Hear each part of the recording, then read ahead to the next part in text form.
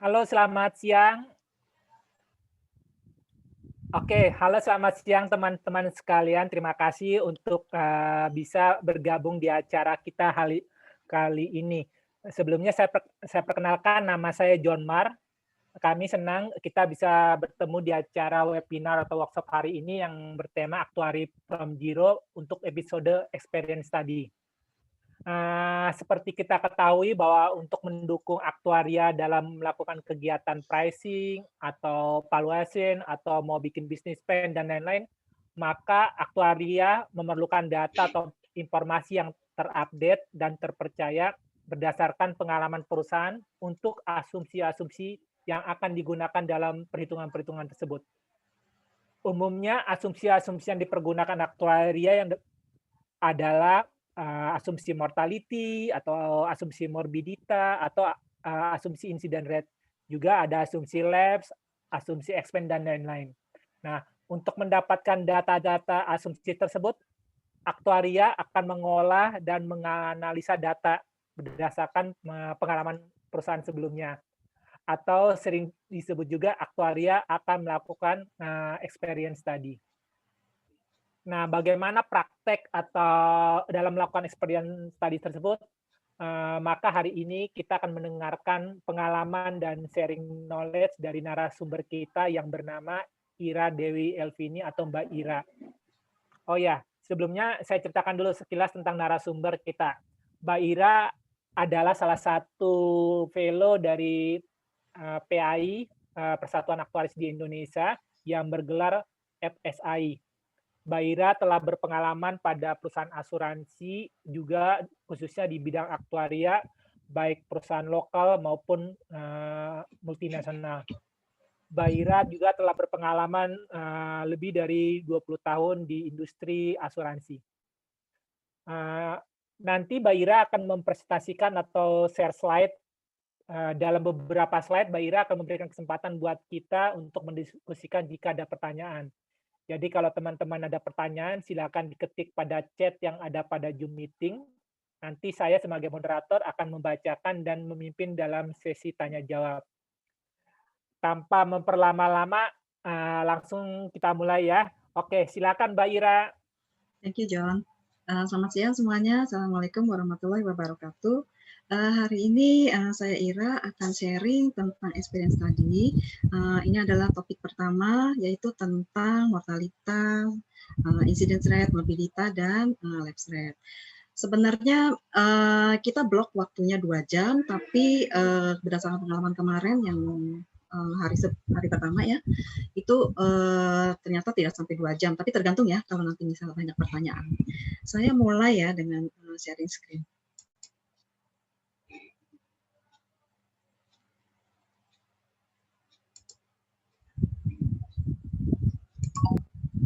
Oke, udah kelihatan ya.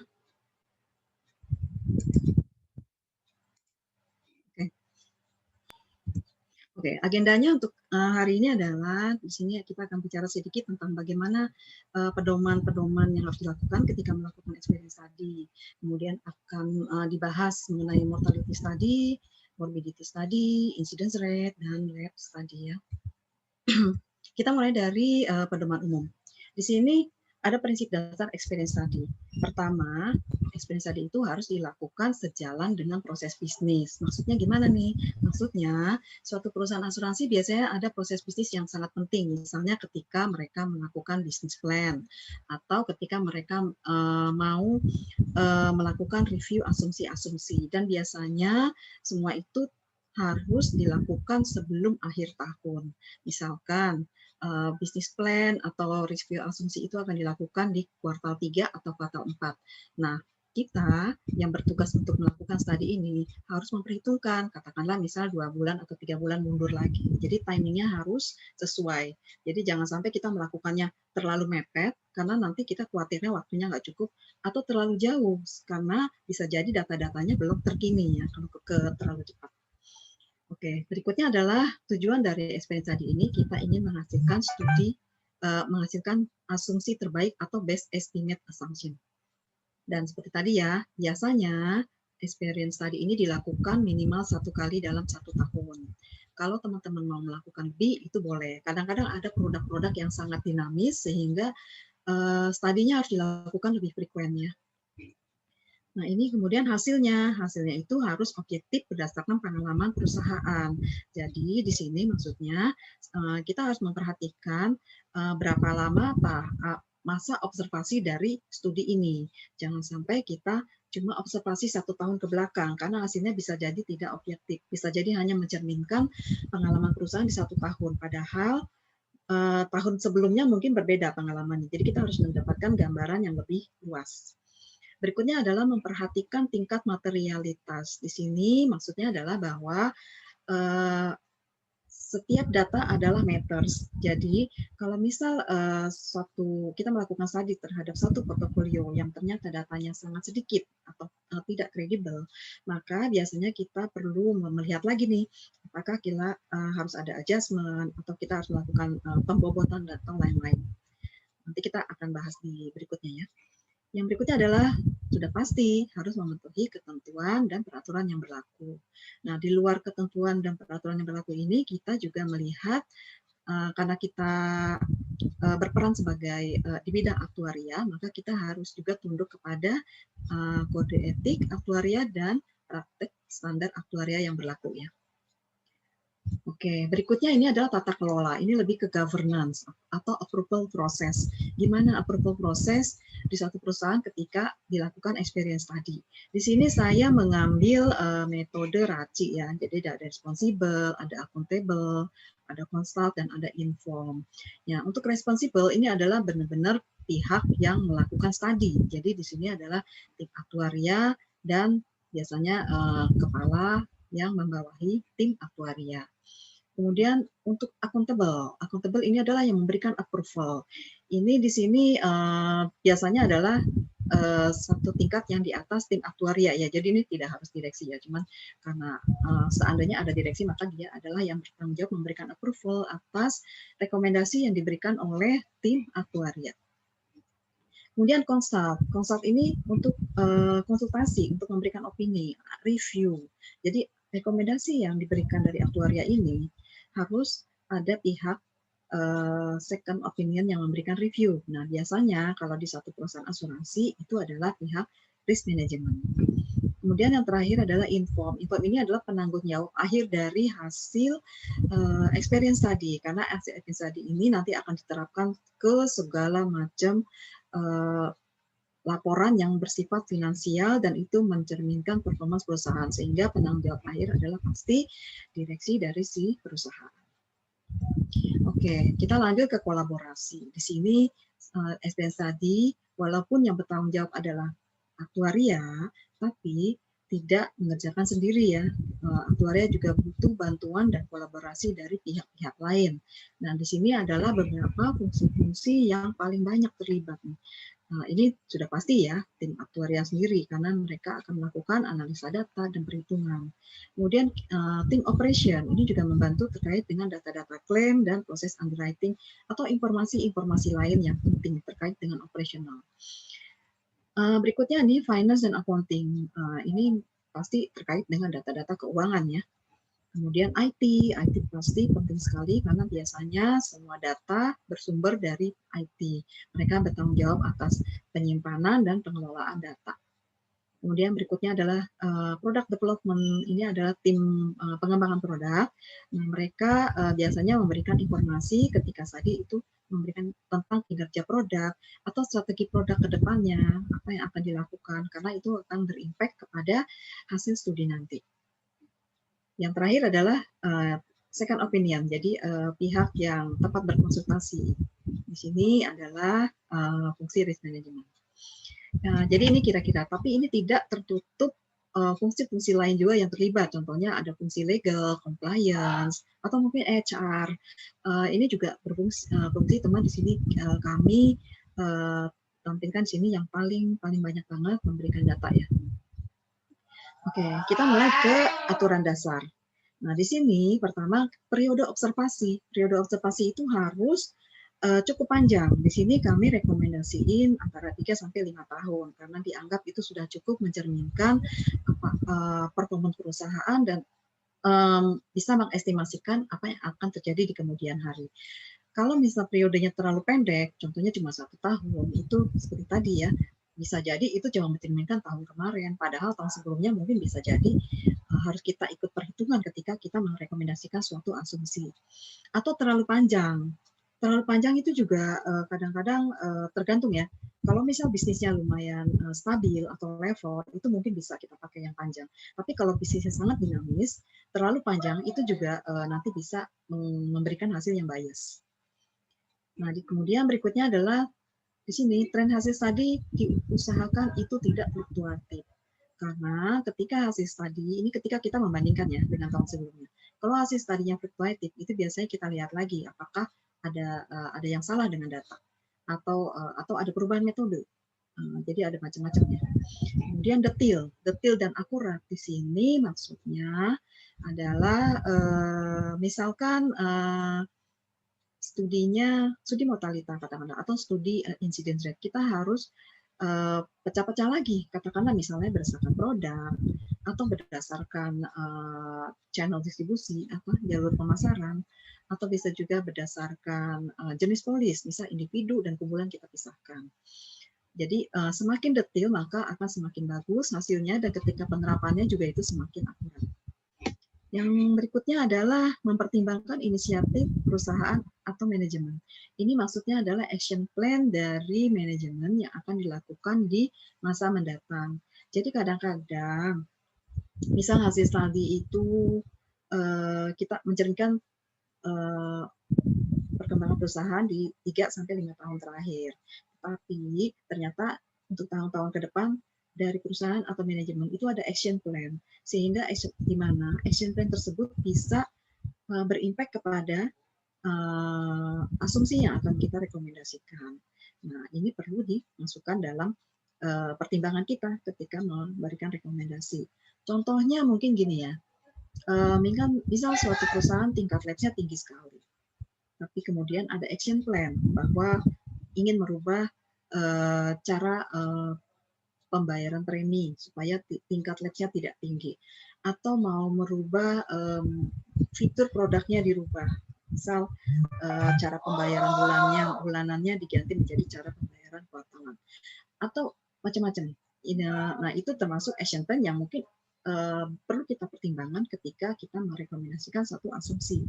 Tapi balik lagi, kita tidak bisa rely on bahwa si action plan tersebut akan berhasil atau langsung ada hasilnya di dalam 1 tahun ke depan. Jadi tetap kita pertimbangkan, tapi kita harus melihat juga aspek-aspek lainnya. Misalnya, apakah action plan itu sudah disupport oleh sistem? Nah, kita harus lihat sistemnya kapan nih jadinya. Kalau sistemnya jadinya di akhir tahun depan, mungkin kita nggak mungkin masukkan si action plan ini sebagai pertimbangan ketika kita merekomendasikan suatu asumsi yang berdasarkan hasil tadi. Jadi kira-kira seperti itu ya. Jadi banyak yang mesti kita lihat. Berikutnya di sini tadi ya, jadi hasil tadi ini harus dapat dibandingkan dengan tahun-tahun sebelumnya. Maksudnya karena kita melakukan ini secara kontinu. Data juga ini juga sebagai salah satu cara bahwa kita untuk memverifikasi data yang kita lakukan atau metode yang kita lakukan ketika melakukan eksperimen tadi. Oke, ya ini adalah bagian pertama. Kira-kira ada pertanyaan nggak ya? Oke, teman-teman, kalau ada pertanyaan silakan. Sampai saat ini belum ada yang ketik di chat, teman-teman. Kita lanjut dulu jangan kali lupa ya. Sambil Mbak Ira lanjut, kalau ada pertanyaan bisa langsung diketik di chat ya. Oke, silakan Mbak Ira. Oke, thank you John. Lanjut ya, kita sekarang ke mortality study. Nah, di sini mortality study itu adalah hasilnya adalah bukan tabel mortalita ya. Hasilnya adalah bagaimana experience perusahaan terhadap tabel mortalita yang dipakai. Jadi misalkan satu perusahaan asuransi menggunakan tabel mortalita TMI, tabel mortalita Indonesia ya. Nah, apakah portofolio performance dari perusahaan ini secara mortalitanya itu bagaimana pendekatannya terhadap tabel mortalita yang kita pakai. Nah, ini contoh hasil ya. Di sini kita akan mendapatkan hasil persentase rasio dari tabel mortalita. Contohnya ini kalau misal kita breakdown berdasarkan produk. Contoh ini produk A dan produk AA dan BB ini berbeda. Yang satu 75% TNI, yang satu lagi 80% TNI. Kemudian kalau misal berdasarkan polis, kita pecah berdasarkan individu dan kumpulan. Atau kita bisa juga breakdown berdasarkan underwriting-nya, karena biasanya mortality dari full produk yang full underwriting atau underwriting-nya lengkap, dan yang simple underwriting ini maksudnya underwriting-nya hanya pertanyaan-pertanyaan yang biasanya 3 sampai 5 pertanyaan. Kemudian dan garanti issue artinya ya benar-benar tidak ada underwriting. Ini pasti berbeda pengalaman mortalitanya. Oke, kita ke metode. Ini kayaknya ada chat ya. Oke, kita lanjut dulu aja ya. Metode di sini kita pakai metode rasio A per E. A itu maksudnya adalah actual mortality, E itu adalah expected mortality. Harapan atau ekspektasi dari mortality yang kita inginkan. Nah, karena ini A itu adalah aktual, berarti benar-benar ini adalah jumlah aktual klaim. Kita bisa melihat amount klaimnya atau jumlah klaimnya, klaim case-nya ya.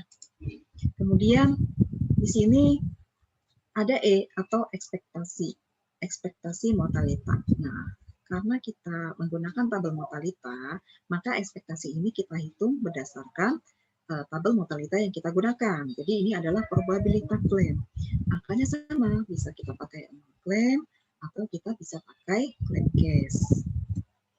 Oke, kita mulai ke langkah-langkahnya. Pertama tadi ya, kita mengumpulkan karena kita mau menghitung A per E, berarti kita butuh A-nya, data klaim aktual. Nah, di sini kita akan perlu data klaim meninggal. Data klaim ini kita kelompokkan berdasarkan usia meninggal. Dan kalau kita mau analisa lebih detail lagi, maka ini dikelompokkan lagi berdasarkan produk atau lain-lainnya tergantung kita mau menganalisa sedalam apa. Sesudah data klaim, kita perlu lagi, karena untuk hitung E-nya ya, expected, kita perlu data exposure-nya atau data in-force. Nah, sama, data in-force ini kita kelompokkan juga berdasarkan usia. Kemudian kita kelompokkan lagi, lebih detail, tergantung analisanya ya, lebih dalam sampai mana. Setelah itu baru kita menghitung expected mortality dari si exposure ini. Setelah kita sudah dapat A, sudah dapat E, kita akan menghitung rasio, yaitu A per E, dan kita biasanya akan menghitung rata-rata, karena A per E ini kan hasil dari 1 tahun, padahal periode observasi kita mungkin 3 tahun atau 5 tahun. Berarti kita harus menghitung rata-rata sehingga mendapatkan satu rasio. Oke, berikutnya ini ya, data klaim aktual. Nah, di sini misalkan kita tentukan nih periode observasi berapa tahun nih, 3 sampai 5. Kemudian kita punya data klaim. Data klaimnya karena kita mau hitung 2, ada yang jumlah klaim, ada yang manfaat, maka kita akan ada 2 tabel seperti ini nih. Ini adalah jumlah klaim, ini adalah manfaat yang dibayar ya. Nah, ini kita kelompokkan berdasarkan usia meninggal. Jadi ini adalah contoh ya, usia meninggal. Jadi yang meninggal di umur 30, yang meninggal umur 31, 32, dan seterusnya. Ini semua, walaupun 0, tetap kita masukkan di sini ya. Jadi contoh nggak ada yang meninggal nih umur 30, ya tetap kita masukkan dalam kelompok ini, tapi mungkin angkanya akan 0. Nah, ini adalah untuk 1 tahun observasi. Kita akan lakukan semua seperti ini untuk semua tahun observasi ya. Jadi per tahun-tahunnya. Oke, tadi sudah data aktual, kita sekarang ke data exposure. Sama halnya dengan data exposure, kita akan kelompokkan berdasarkan usia juga. Tapi usianya yang dipakai adalah usia sekarang atau current age. Usianya ngitungnya per tanggal valuasi. Misal kita valuasinya per Desember 2020 lah. Berarti usianya dihitung per Desember 2020. Nah, ini sama ya, hasilnya akan seperti ini juga. Ada kelompok usia, kemudian ada karena ini kita exposure, dan ini adalah jumlah polis yang aktif. Kalau yang tadi manfaat meninggal, maka nanti pasangannya ini uang pertanggungannya. Jadi ini sama, dibuat juga untuk masing-masing tahun ya, selama tahun observasi. Oke, kita sekarang ke E, expected mortality. Di sini kita menghitung expected mortality dari tiap-tiap usia dari masing-masing tahun. Nah, kita sudah punya kan tabel mortality Kita ambillah QX-nya, kemudian kita kalikan dengan exposure yang tadi kita sudah punya. Ini ya, exposure-nya. Di sini saya ambil QX-nya pakai modal TNI 2011 ya, TNI 3. Nah, di sini kita hitung karena kita mau ngitung dua macam metode ya. Yang pertama dengan secara jumlah meninggal, yang satu berdasarkan manfaat. Maka kita hitung di masing-masing. Ini sama. Ini simple ya, hitungannya hanya QX dikali jumlah exposure. Kita akan dapat angka E-nya. Sama ya.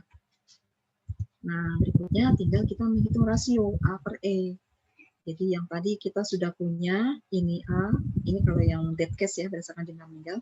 Kita sudah punya A per usia, kita sudah hitungkan expected-nya atau E-nya per usia, kita akan dapat A per E-nya untuk masing-masing usia. Begitu juga kalau kita yang pakai metodenya mengambil angka manfaat meninggalnya ya. Kita punya A, kita punya E-nya. Nah, ini ya contoh. Kalau di sini aktualnya mungkin nggak ada nih yang yang meninggal di umur 30. Tapi kan exposure-nya ada ya. Jadi ini makanya tidak mau. Ini kita hitung A per E-nya semua. Dan kita kemudian akan menghitung keseluruhan usia. Karena kan ini kita yang sebelumnya kan ini masih per usia ya. Kita perlu untuk seluruh usia. Nah, untuk seluruh usia ini kami rekomendasiin kita pakai pembobotan. Kenapa? Karena ini kan angkanya ada yang 0, sangat fluktuatif sekali. Jadi supaya angkanya benar-benar smooth, kita pakai pembobotan. Nah, untuk yang jumlah case meninggal, kita pakai pembobotannya berdasarkan in-force. Maksudnya kenapa sih nih? Pembobotan di sini contoh ya. Untuk usia 30, jumlah yang in-force itu adalah 2,3% dari total exposure. Umur 31, contoh 4,6% dari total exposure dan seterusnya sampai ini kan nanti akan total 100% ya. Jadi kita punya bobot untuk yang jumlah in-force, kita juga akan punya bobot untuk yang manfaat. Semuanya dalam persen ya. Nah, ini kalau di Excel tuh kita akan pakai sum product. Tapi di sini maksudnya nanti kita akan kaliin satu-satu ya. Dari sini dibobotkan, nanti kita akan dapat satu angka rasio. Misalkan tadi tahun observasinya 2019 ya, maka kita akan dapat yang ini, kemudian yang berdasarkan sum assured, kita akan dapat yang ini. Nah ini, katakanlah kita, tadi kan hanya untuk 1 tahun ya, nah katakanlah ini untuk selama tahun observasi. Kita katakanlah misal observasinya dari tahun 2016 sampai 2019, maka ini hasil yang nanti akan kita dapat. Setelah kita dapat ini, kita harus dapat lagi satu. Kita harus average lagi ya, karena ini kan dari masing-masing tahun. Berarti kita akan gunakan sama caranya pakai pembobotan juga. Jadi kalau ini contohnya ya, yang tabel ini tadi, ini ya, saya pindahkan ke sini. Ini yang berdasarkan dead case. Kemudian kita punya pembobotan jumlah in-force. Katakanlah contoh ya, ini jumlah in-force-nya, kemudian ini pembobotannya. Nah, kemudian kita hitunglah pembobotannya. Di sini saya juga kasih contoh kalau kita nggak pakai bobot. Jadi menghitungnya cuma pakai average biasa. Jadi ini dirata-ratain aja biasa. Total bagi 4 ya. Dapat segini, 74,35. Kemudian kalau kita pakai pembobotan dapatnya 7437. Sebenarnya hasilnya kebetulan ini nggak beda jauh ya. Tapi kenapa kita perlu melakukan pembobotan? Karena itu sangat berguna sekali ketika angkanya fluktuatif. Kalau angkanya ini kebetulan angkanya di 70% semua. Misalkan ada satu yang rendah banget atau tinggi sekali. Nah, itu ketika fluktuatif, maka pembobotan itu berguna sekali karena hasilnya nanti akan smooth dibandingkan kita cuma menghitung rata-rata aja. Oke, ini metode yang satu lagi ya. Sorry, ini Mbak Ira. Halo Mbak Ira. Oke, jadi pertanyaannya tadi sebenarnya sudah terjawab, tapi saya ulang lagi karena pertanyaan dari teman kita Arif sebelum Mbak Ira menjelaskan tentang pembobotan. Jadi Arif bertanya, aturan dasar atau best practice-nya bagaimana sih kalau tren datanya fluktuatif, Mbak Ira? Oh iya, ya. Oke. Sudah ya, berarti sudah terjawab. Jadi sebenarnya pembobotan itu sangat berguna sekali. Ada dua sih fungsinya. Pertama, kalau datanya fluktuatif, itu kita bisa smooth dengan pembobotan. Jadi supaya lebih apa ya? Biasanya metodenya seperti itu yang dipakai. Kedua, kenapa kita pakai pembobotan itu secara finansial impact itu juga lebih mencerminkan ya kalau pakai pembobotan. Contohnya yang ini nih. Kalau kita cuma pakai ini rata-rata, kita dapat 68,03. Tapi kalau kita pakai angka uang pertanggungan pakai pembobotan, maka kita akan dapat ini ya 67,9. Ini yang lebih mencerminkan dampak finansial kepada perusahaan. Kalau yang ini mungkin cuma rata-rata. Ini kebetulan angkanya nggak beda jauh ya. Tapi kalau fluktuatif pasti beda banget hasilnya. Oke, saya rasa ini sudah. Sebentar ya. Wah.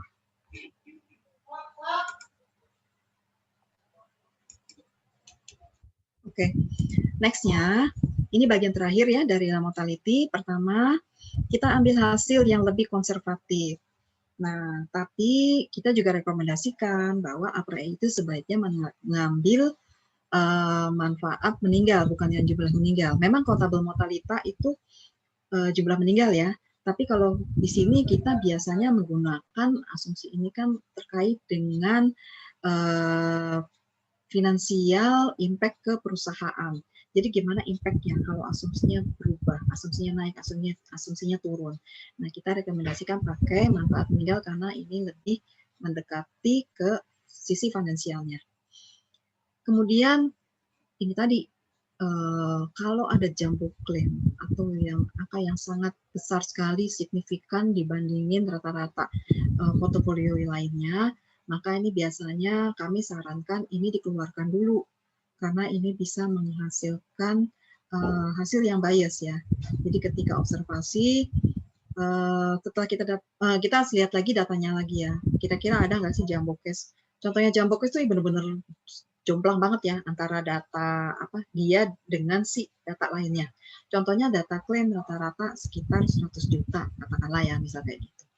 Tiba-tiba ada satu klaim 10 miliar. Nah, itu kan itu bisa merusak. Satu klaim dia itu bisa mencerminkan berapa jumlah polis kan kalau kita cuma ngelihat jumlah polis atau secara finansial itu malah kelihatan banget ya. Jadi cuma hanya dari satu polis tapi dia memberikan impact finansial yang gede sekali. Nah, ini kita sarankan untuk dikeluarkan. Berikutnya detail. Detail berarti lebih akurat. Ya, seperti tadi kita harus breakdown nih. Jadi nggak cuma satu aja mencerminkan portofolio. Tapi kembali lagi tergantung dari bagaimana pandangan dari si actuary atau si perusahaannya juga ya. Bisa jadi mungkin menganggap mortalita adalah satu resiko yang sama bagi individu dan kumpulan misal ya seperti itu ya. Maka harus tidak mau dipecah menjadi individu dan kumpulan misal seperti itu ya. Tapi mungkin yang penting kita harus pecahkan yang ini kali ya, yang underwriting, yang metode underwritingnya berbeda karena ini sangat impact sekali ke hasil mortalita.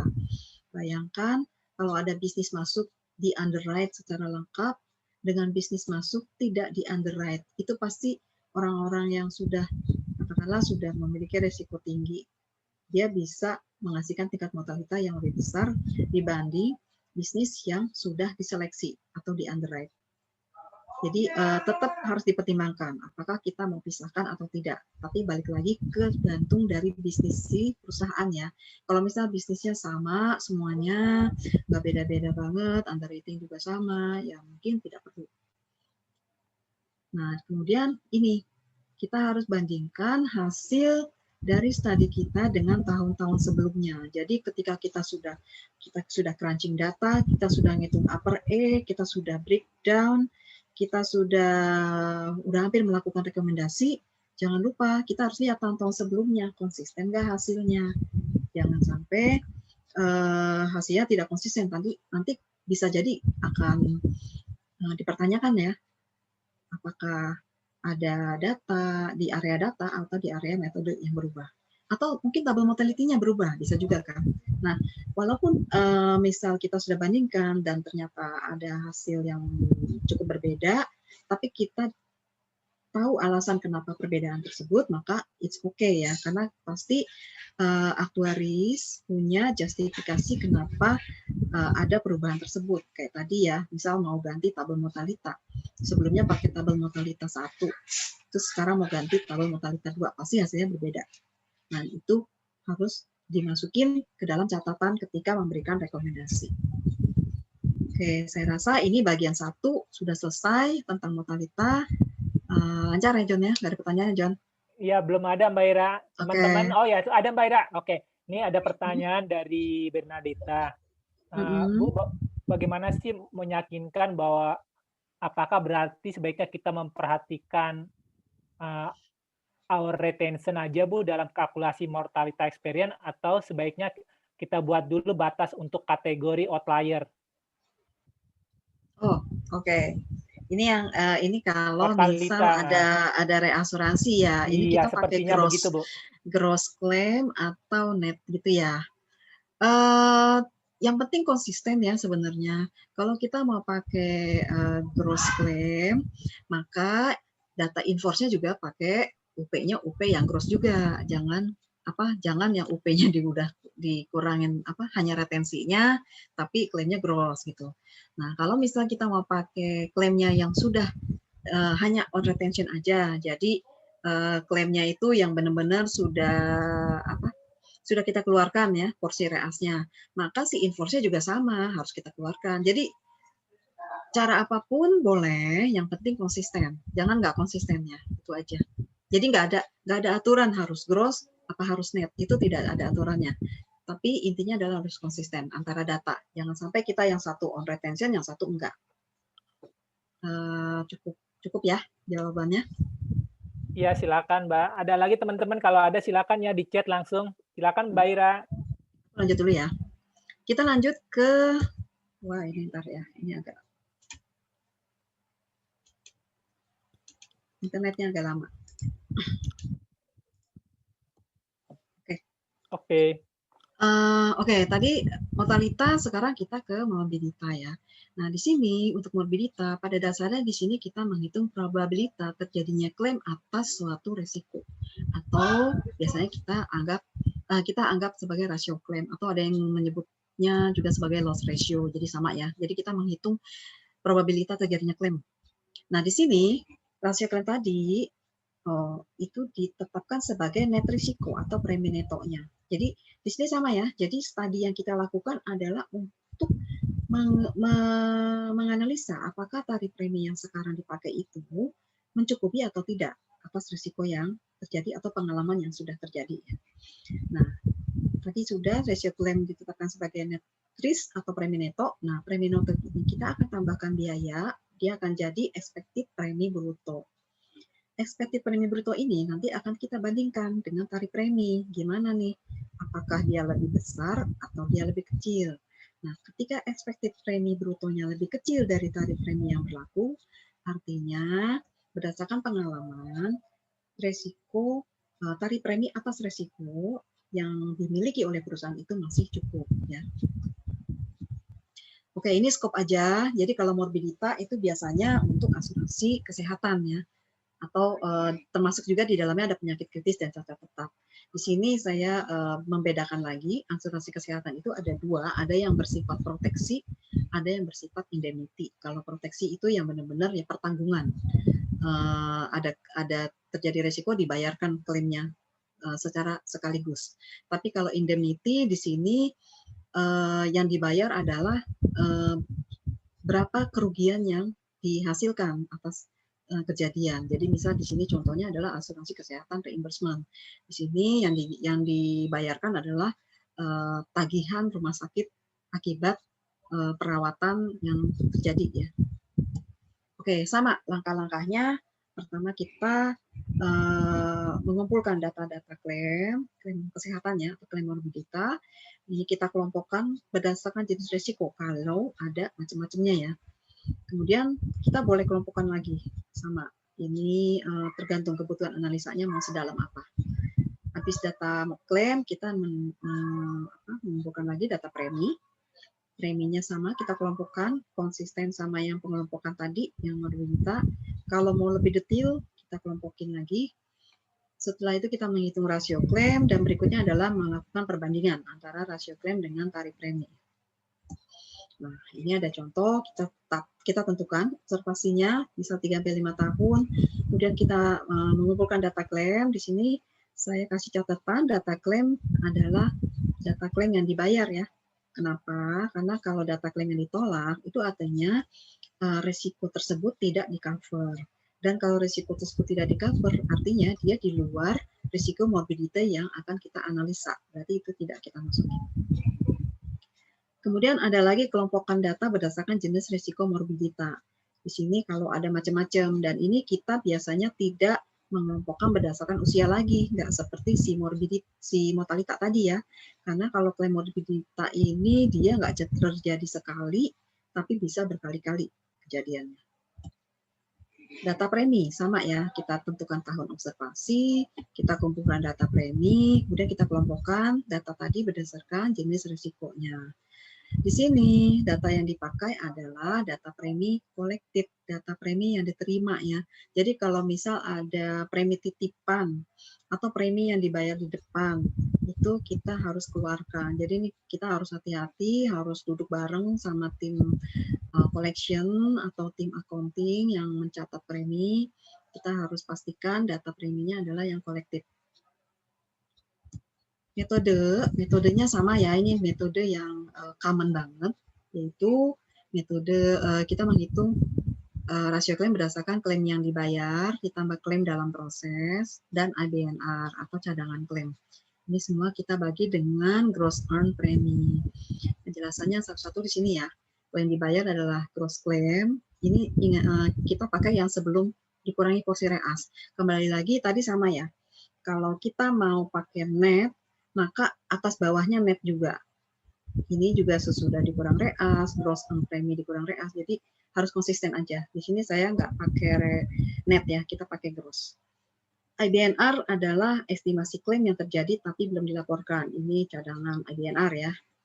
Kemudian klaim dalam proses ini adalah angka aktual, benar-benar klaim yang sudah dilaporkan dan masih diproses. Di sini perhitungan gross earned premi. Gross earned premi pada dasarnya definisinya adalah premi atas periode yang sudah berjalan. Di sini misalkan premi masa asuransinya M, nah periode yang telah berjalannya itu M, maka ini tinggal kita hitung aja rasionya. Premi dikali M per M. Oke, ini saya kasih ada contoh perhitungan rasio klaim. Contoh asuransi kesehatan, masa asuransi 12 bulan, kemudian periode yang sudah berjalannya 7 bulan, di sini berarti M-nya 7, N-nya 12. Ini ada, katakanlah ada 4 macam risiko, ada rawat inap, rawat jalan, maternity, dan dental. Ini premi bruto, ini gross earn-nya. Gross earn-nya berarti tinggal si premi brutonya kita kaliin si ini ya, periode yang sudah berjalan ya. Ini contohnya GEP, gross earn premi. Yang atas ini ya, kita kali 7 per 12, kita akan dapat angka 187.500. Kemudian klaim yang dibayar, klaim dalam proses, IBNR. Ini semua contoh ya angkanya ya. Nah, kita menghitung rasio klaim. Berarti plus rasionya, klaim yang dibayar ditambah klaim dalam proses, ditambah IBNR, kita bagi sama si gross earn. Kita akan dapat klaim rasionya ini ya. Dan ini adalah masing-masing klaim rasio untuk tiap-tiap resiko. Kita juga hitung yang overall-nya ya, yang secara totalnya. Oke, nah sekarang kita mulai melakukan analisa.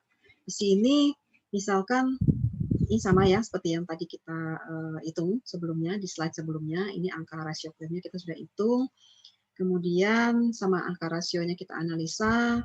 Kemudian kalau misal ini ada macam-macam risiko, maka kita harus lihat per risikonya ya.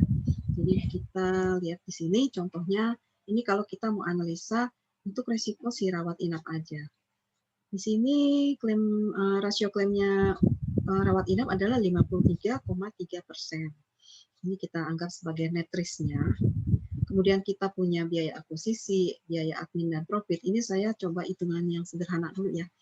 Dan ini contoh, biaya akuisisi 15%, admin dan profitnya 10%.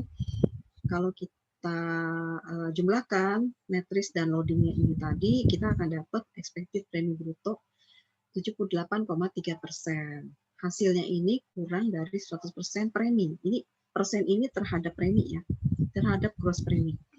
Nah, kalau hasilnya lebih kecil berarti kan si premis untuk rawat inap tadi itu berarti preminya masih mencukupi karena rasio klaimnya masih setelah ditambah loading masih di bawah tarif premi yang diberlakukan.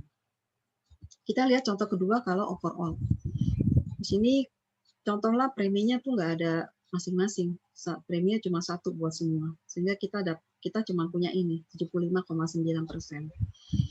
Kemudian kita hitung sama seperti tadi, kita akan dapat angkanya 100,9. Ini mepet ya, lebih tapi lebihnya nggak banyak. Di sini di atas 100%, berarti sebenarnya risiko dari si perusahaan itu lebih gede daripada tarif preminya, tapi ini kebetulan nggak banyak. Nah ini berarti tarif premi yang saat ini berlaku harus ditinjau. Misalkan, ini saya kasih contoh aja, misal naiknya cuma 5%. Atau bisa juga kita review hal-hal lainnya ya, jadi tidak selalu dengan cara menaikkan premi. Misal kita mau review di biaya admin profit atau di biaya akuisisi, ini juga bisa kita review. Jadi tidak selalu ketika kita dapat 100% langsung kita naikin. Atau kita breakdown lagi detail dari si klaimnya. Barangkali ada klaim-klaim yang sebenarnya itu tidak akan terulang lagi di masa depan. Kalau misal seperti itu, maka kita bisa pertimbangkan untuk preminya tidak naik misalkan ya. Nah, ini ada contoh berikutnya untuk asuransi penyakit kritis. Contoh ini rasio klaimnya udah gede sekali. 136,5%. Ketika kita hitung seperti tadi, kita akan dapat angka 161,5 yang sangat tinggi sekali dibandingkan premi yang diberlakukan untuk si resiko ini. Nah, karena kenaikan tinggi sekali, sama ya, ini kasusnya adalah premi harus ditinjau. Tapi kembali lagi, halo, ada pertanyaannya? Saya lanjutin dulu sebentar ya. Ya, lanjut aja. Lanjut dulu sebentar ya. Yang ini tadi ya, tarif preminya tetap harus ditinjau, tapi kita ketika seperti tadi, ketika meninjau ulang premi atau ketika kita mau menaikkan premi, itu banyak hal-hal lain yang perlu kita perhatikan. Jadi tidak hanya cuma berdasarkan hasil ini, tapi kita juga kadang harus lihat lagi detail dari si klaimnya. Seperti tadi, misalkan ada klaim-klaim yang tidak akan berulang lagi. Contoh ini penyakit kritis ya. Contoh katakanlah dia ada klaim surgery ya, misal jantung ya, misal operasi bypass. Nah, bypass itu kan nggak mungkin orang kalau udah masuk dioperasi itu tahun depan ada operasi seperti itu lagi, biasanya sangat jarang banget dan nggak mungkin sebiasanya. Nah ini bisa kita pertimbangkan ketika kita menganalisa ini. Jadi sebenarnya analisa itu tidak hanya melihat rasio klaim, tapi juga melihat lagi lebih dalam, baik dari detail klaimnya, atau kita juga tadi seperti tadi sudah disampaikan ya, bisa juga kita mau review lagi nih biaya akuisisi atau biaya admin, kita bisa review lagi. Pertanyaannya John, yang tadi? Belum ada Mbak, mungkin. Oh enggak ya? Belum ada, lanjut aja. Oh oke. Ini contoh yang sama ya, sama juga. Ini TPD. Nah, ini contoh kalau misal rasio klaimnya rendah banget. Di sini biasanya cacat tetap total atau TPD itu memang klaimnya kecil ya, rendah karena jarang terjadi ya. Nah, ini katakanlah rasio klaimnya hanya 27,9, setelah kita hitung kita akan dapat 52,9. Dan ini kecil ya, tapi kembali lagi ketika preminya kayak tadi ya, preminya tinggi sekali, kita tidak serta-merta langsung naikin dengan cuma untuk mengoffset si kenaikan tersebut. Dan ketika rasio klaimnya ketika rasio klaimnya rendah banget, itu juga tidak berarti terus preminya kita turunin. Kita harus prepare juga bahwa tahun depan kan belum tentu kejadiannya akan seperti ini. Jadi banyak hal yang harus kita pertimbangkan. Kadang-kadang kita jangan melihat sesuatu yang terjadi di tahun lalu terus kita langsung mengejudge itu untuk ke tahun depannya. Ya, jadi seperti ini. Kita harus lakukan hal yang sama, analisa ini untuk beberapa tahun observasi. Contohnya ini, kita lakukan untuk 4 tahun. Dan kita katakanlah sudah mendapatkan hasil yang ini ya. Kalau kita rata-ratain biasa, kita akan dapat 88,75. Tapi seperti tadi lagi, cara yang paling smooth, yang paling sering dilakukan dan kami sarankan juga, di sini kita melakukan weighted atau pembobotan. Di sini kalau rasio klaim kan tadi ngitungnya berdasarkan premi ya, berarti pembobotannya kita juga pakai angka premi. Sama. Hasilnya mirip-mirip, tapi ini angka ini lebih smooth. Tapi bukan berarti lebih rendah ya smooth di sini ya. Karena di sini kan kita lihat ada yang fluktuatif nih. 2018 tinggi, terus turun. Jadi sebenarnya trennya menurun ya ini kalau kita lihat. Jadi kayak gitu. Oke, bagian ini sudah selesai. Oke, ada pertanyaan, Mbak Ira? Ya, boleh. Oke, tadi kan di contoh Mbak Ira kan target premi neto lebih kecil dari 100%. Nah, biasanya sih, biasanya di angka berapa persentasenya Mbak targetnya, sehingga kita tahu bahwa produk tersebut secara profit menguntungkan atau sehat? Oke, sebenarnya nggak ada. Pakai 90% pun masih oke. Jadi sebenarnya tidak ada yang benar-benar kapan kita harus naikin, kapan kita tidak berubah gitu kan tarif preminya. Jadi kembali lagi contoh ini adalah kalau kita hanya ngelihat 1 tahun periode aja. Jadi kalau mungkin saya kasih range, tergantung dari produknya juga ya. Contohnya kalau produk asuransi kesehatan itu rasio klaim yang sehat itu antara 70 sampai 75%, itu masuk kategori sehat. Jadi ininya si grossnya ini mungkin antara 70 sampai 75%. Tapi balik lagi kita harus lihat juga kadang-kadang bisa juga preminya di sininya gede nih akuisisinya atau di adminnya. Nah, ini kan 15 tambah 10 aja udah 25%. Makanya ketika premi netonya 75%, itu kan pas banget ya 100. Jadi kita lihat lagi di sininya juga. Kalau misal ternyata biaya akuisisinya cuma 5%, admin profitnya cuma 5%, mungkin sampai 90% masih oke premi netonya. Jadi kita harus pastiin dia jangan sampai lewat dari 100%, tapi tergantung ini nih, si loading ini. Gitu. Kalau kesehatan sih 70-75, karena biasanya ya, berdasarkan pengalaman, ini sekitar di sinilah. Antara komisi dan profitnya, sekitar di situ. Komposisinya mungkin nggak gini, mungkin kebalikannya, atau ini nggak beginilah, tapi sekitar 25%. Mudah-mudahan jelas ya. Thank you. Iya. Oke, thank you, Mbak Ira. Oke. Kita lanjut ke incident rate. Nah, ini untuk memperpendek. Sebenarnya ini sama metodenya.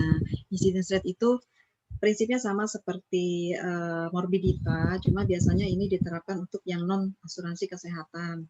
Jadi kita sama di sini adalah studi yang dilakukan adalah menghitung rasio klaim juga.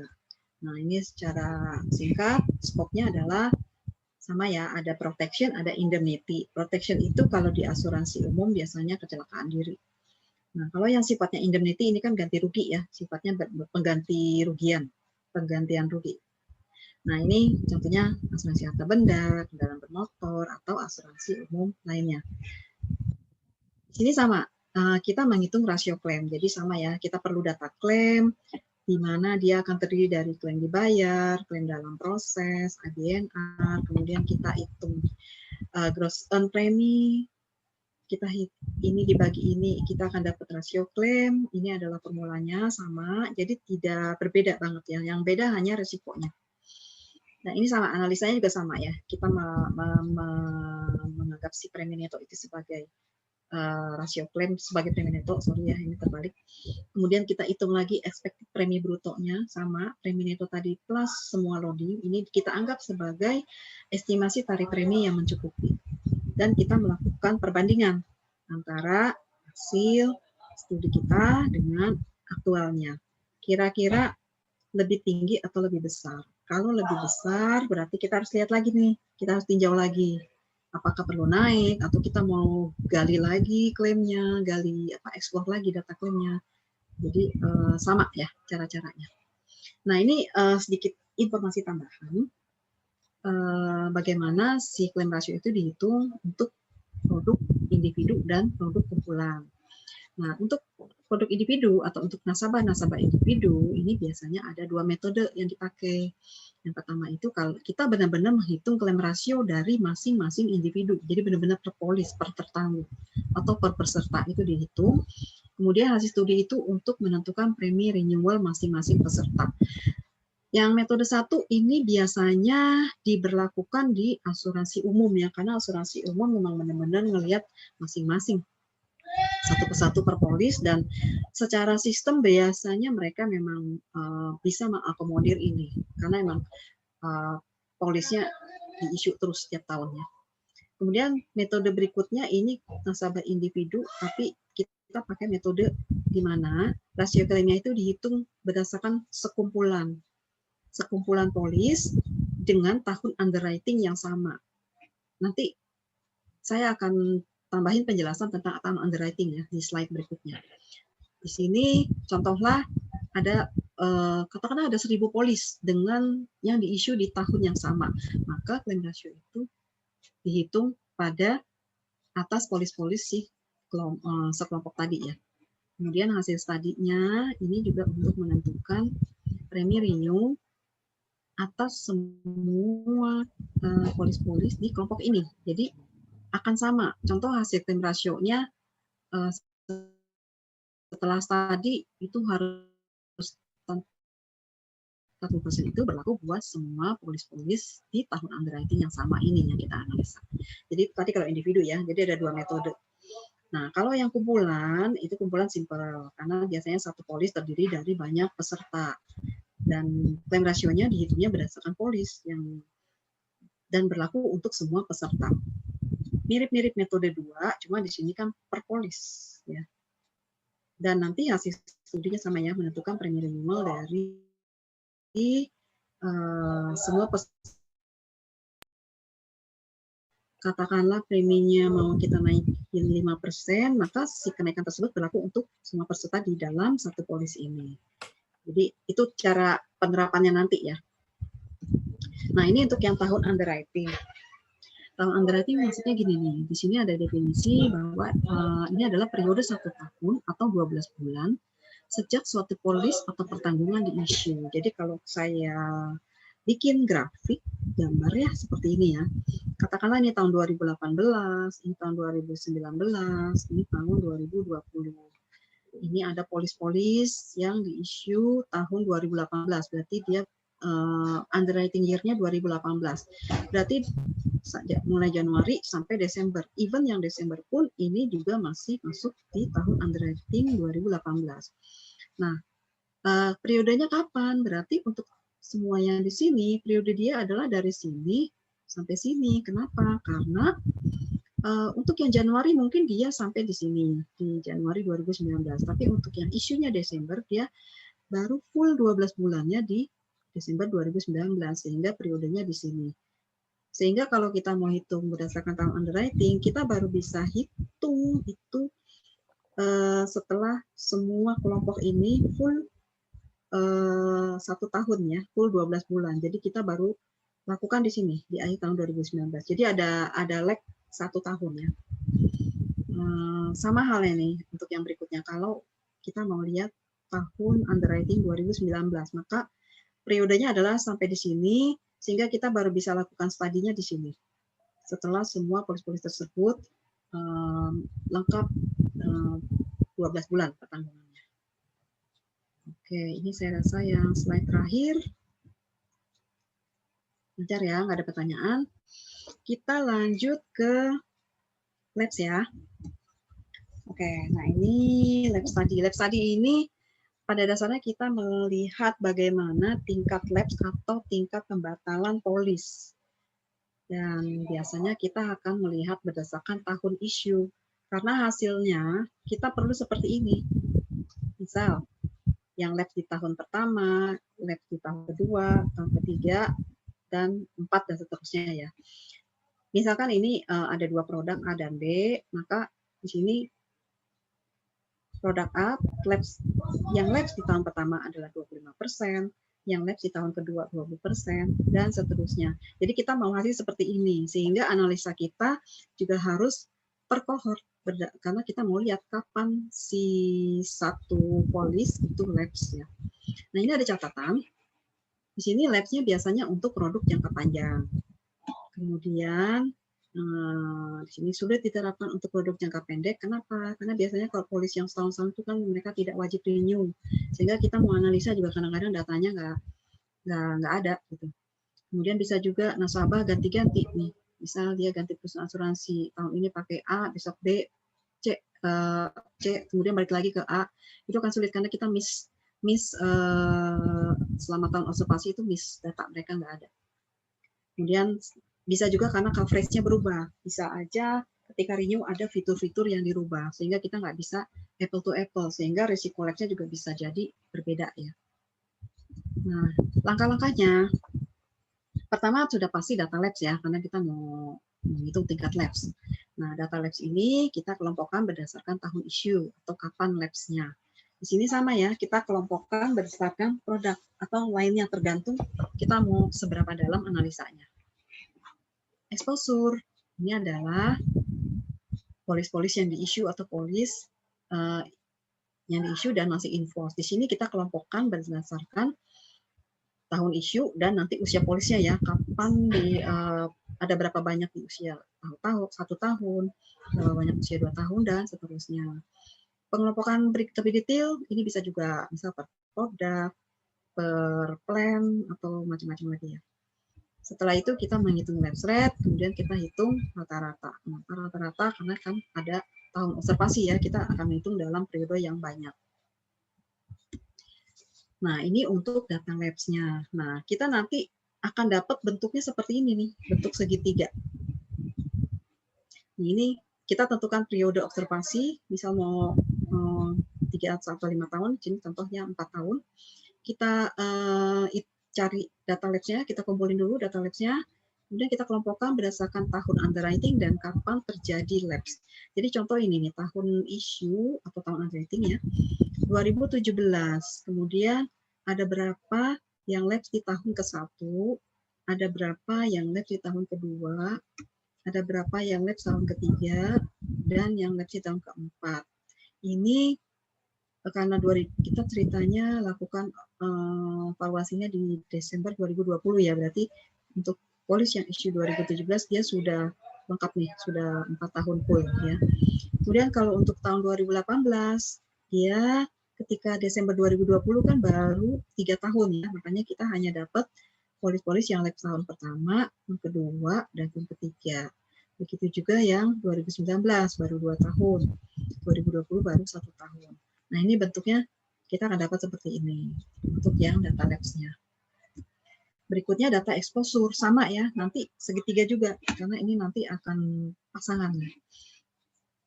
Di sini kita akan mengumpulkan data in-force-nya. Kalau tadi data labs-nya, di sini kita kumpulkan data in-force-nya. Pengelompokannya sama ya, berdasarkan tahun issue dan usia polis. Nah ini contoh 2017 ada 500 di tahun pertama. Kemudian tahun kedua dia tinggal 420 karena tadi udah ada yang lapse ya. Kemudian tahun ketiga tinggal segini 335. Tahun keempat tinggal segini. Jadi ini biasanya angkanya menurun ya. Kecuali bisa nambah, misalkan ada reinstatement di sini gitu ya. Jadi nggak selalu turun, tapi biasanya angka reinstatement nggak signifikan ya angkanya. Nah, kita akan dapat seperti ini, segitiga juga. Jadi ada data labs, ada data in-force, kita susun di table seperti ini ya. Kemudian kita akan menghitung rata-ratanya.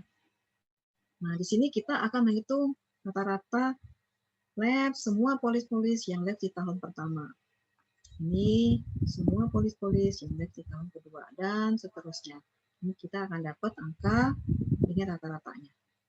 Nah, ini hitung ya biasa ya, rata-rata biasa. Kemudian exposure sama, ini juga kita hitung rata-ratanya. Ya, ini yang tadi angkanya, yang kita hitung rata-ratanya, sehingga kita akan dapat hasil lab set-nya. Hasil lab set-nya itu adalah, kalau kita balik ke sini, untuk tahun pertama 87 dibagi sama ini ya, 1000. Tahun kedua 66,7 dibagi 755. Dan seterusnya seperti ini ya. Kita akan dapat ini angka labs-nya. Nah, ini masih keriting nih angkanya. Kita smooth aja. Contoh ya. Seperti ini. Nah, ini ya, apa contoh yang simpelnya. Sekarang, misal si actuary kepengen cuma mau hitung rata-rata 3 tahun terakhir aja. Karena mungkin kalau kepanjangan datanya di sini mungkin terlalu besar atau terlalu kecil. Jadi ada kadang-kadang ada judgement yang membuat si rata-rata itu tidak harus semuanya dipakai ya. Di sini mau dihitung hanya rata-rata 3 tahun saja. Sama ya, di sini kita hitung rata-rata 3 tahun. Ini juga, ini karena memang kebetulan datanya cuma 2 ya cuma 2, ini juga cuma 1. Kemudian yang exposure sama dihitung rata-rata juga. 3 tahun. Kemudian kita akan dapat sama angka lapse rate-nya. Ya, jadi sebenarnya nggak susah ya, paling yang susah di data ya, karena data itu yang paling sulit adalah ketika kita mau ngumpulin berdasarkan kapan lapse, karena itu harus lengkap datanya, harus punya tanggal lapse, ada kapan dia issue pasti ada, tanggal lapse-nya itu juga harus ada.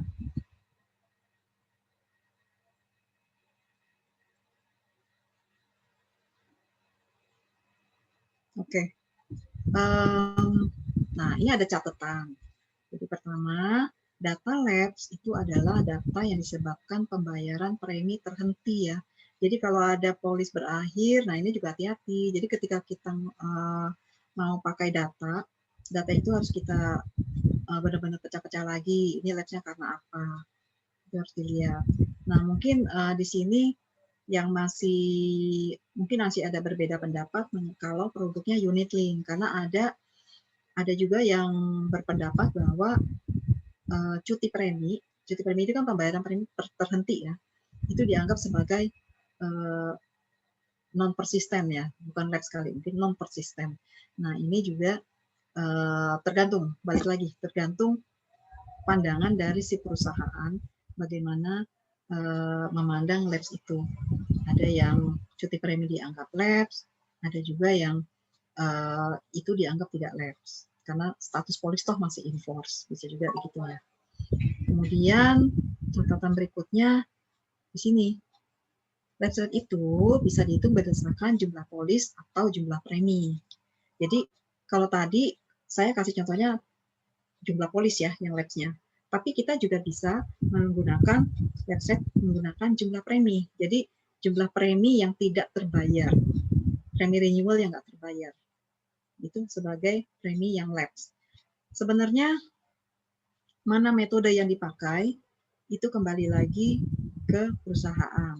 Tapi kalau di aktuaria, karena kita biasanya mau menghitung, balik lagi, kita mau menghitung financial impact, biasanya kita prefer pakai yang premi lapse-nya, jadi tidak pakai yang jumlah polis.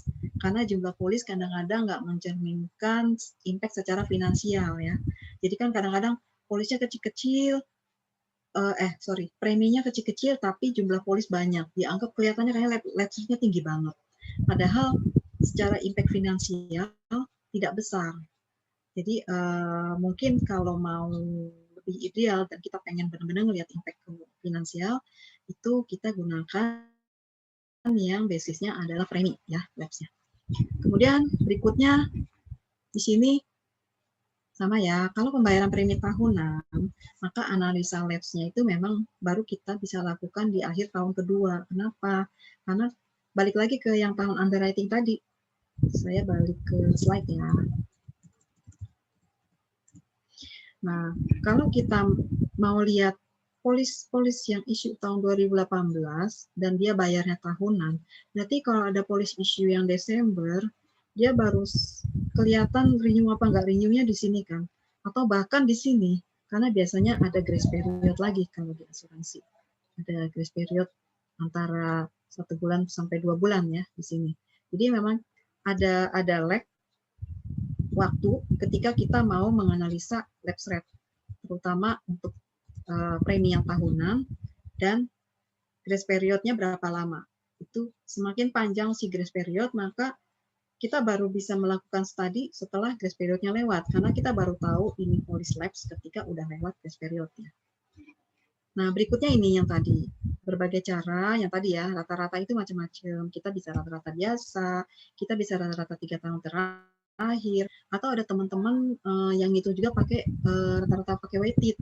Jadi dia hitung rata-rata bulanan, itu bisa juga. Contohnya misal yang tabel ini, ini mana? Yang ini kali ya. Nah, tabel ini tidak dipakai tahun, tapi benar-benar bulan. Jadi ini di breakdown lagi berdasarkan bulan, ada 12. Ini juga berdasarkan bulan. Bisa juga. Berarti kalau ini berdasarkan bulan, maka ini juga bulan issue sama di berdasarkan bulan lagi. Jadi tergantung ya, seberapa detail kita mau melakukan analisa. Kalau semakin bagus, itu adalah yang lebih detail.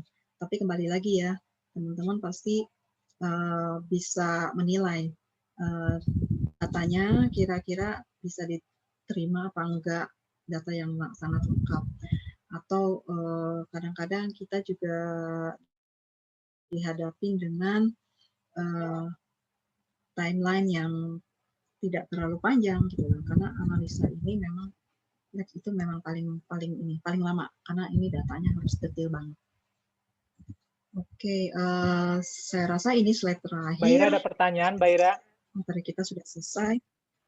Ya, John. Tadi kan di presentasi waktu mortality atau morbidity study, Mbak Ira bilang dilakukan weighted atau pembobotan. Nah, pertanyaan dari Lucia, apakah untuk perhitungan lab study bisa juga dilakukan weighted atau pembobotan? Nah, berdasarkan apa sebaiknya pembobotan dilakukan? Misalnya, takutnya misal semakin tahun baru pengamatan, weighted-nya semakin besar. Pembobotannya biasanya pakai premi. Karena kan labs itu kan kita melihat premi polis yang tidak renew ya. Kalau nggak renew kan artinya dia tidak bayar premi ya. Jadi kita nganalisa premi yang pembayaran premi yang terhenti. Jadi biasa bisa juga pakai pembobotan secara premi. Seperti yang tadi. Jadi sebenarnya banyak caranya dan ini tergantung dengan data, tergantung dengan judgement dari actuary-nya juga. Tetap harus ada justifikasi. Kalau misal produknya rata ya, simple, preminya juga rata, mungkin si pembobotan itu tidak terlalu perlu dilakukan. Tapi kalau misal preminya datanya fluktuatif, preminya juga fluktuatif, contoh tadi ya, premi kecil-kecil tapi polisnya banyak sekaligus flat banyak banget gitu ya. Itu mungkin secara total premi cuma katakanlah 100 juta gitu kan. Tapi secara jumlah polis mungkin banyak, ada 100 polis misalnya kan. Kelihatannya kayak gede kan tingkat lapse-nya nanti. Wah, ini tapi kalau kita pakai pembobotan mungkin angkanya nggak bakal begitu nanti lebih smooth. Contoh.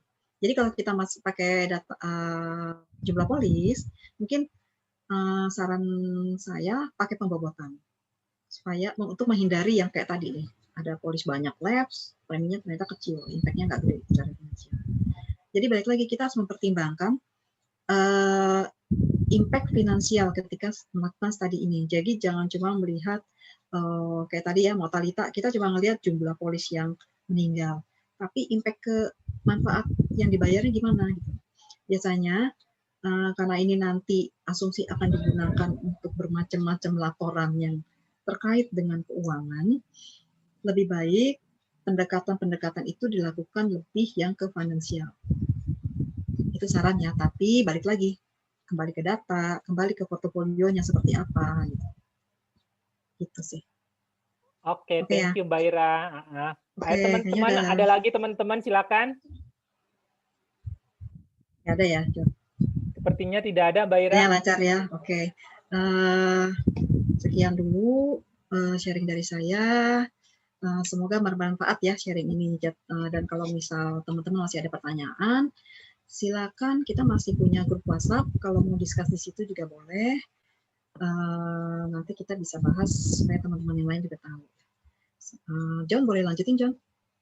Oke, terima kasih Mbak Ira untuk sharing knowledge-nya buat kita semua. Semoga sharing knowledge dari Mbak Ira bermanfaat buat teman-teman, juga buat seluruh peserta. Jika teman seperti tadi Mbak Ira bilang, kalau ada pertanyaan silakan bisa dikirim via WhatsApp. Oke, terima kasih teman-teman. Habis ini host kita Mas Aldo akan menyajikan polling. Tolong teman-teman peserta mengisi polling tersebut. Oke, Mas Aldo, silakan di-share pollingnya.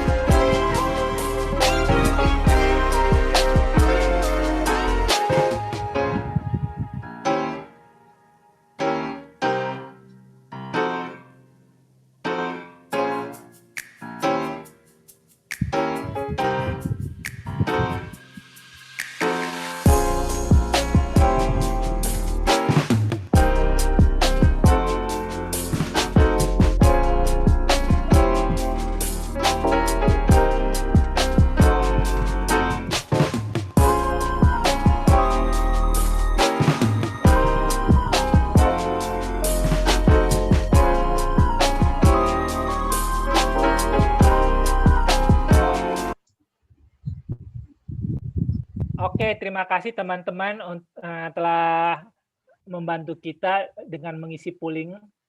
Selanjutnya kita akan ada sharing untuk screenshot. Tolong teman-teman menyalakan video. Nanti Mas Aldo yang akan memandu untuk melakukan screenshot. Silakan Mas Aldo. Ya, terima kasih. Untuk sesi dokumentasi diharap partisipasi untuk menghidupkan videonya sebagai dokumentasi kita pada workshop siang kali ini. Ditunggu untuk yang belum menghidupkan videonya.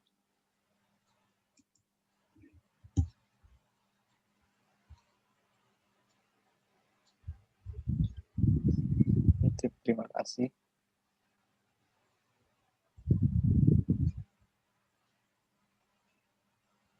Terima kasih untuk gayanya boleh bebas asal sopan. Oke, 1, 2, 3. Mungkin ada lagi yang belum. 1, 2, 3. Ya, terima kasih atas partisipasinya. Dikembalikan ke moderator. Oke, terima kasih Mas Aldo. Jangan lupa nanti peserta di-sharing ya fotonya. Oke, terima kasih juga buat teman-teman, juga Mbak Ira sebagai narasumber. Selesai kita di acara workshop hari ini, kami mengucapkan terima kasih untuk segala partisipasinya. Semoga kita bertemu di acara webinar yang bertemakan Aktuari from Zero berikutnya. Semoga juga kita harapkan kita semua diberikan kekuatan dan kesehatan. Seperti informasi kami sebelumnya bahwa materi workshop, sertifikat, dan rekaman YouTube akan kami kirimkan ke alamat email masing-masing peserta. Itu aja teman-teman, sampai jumpa. Terima kasih, wassalam. Terima kasih ya.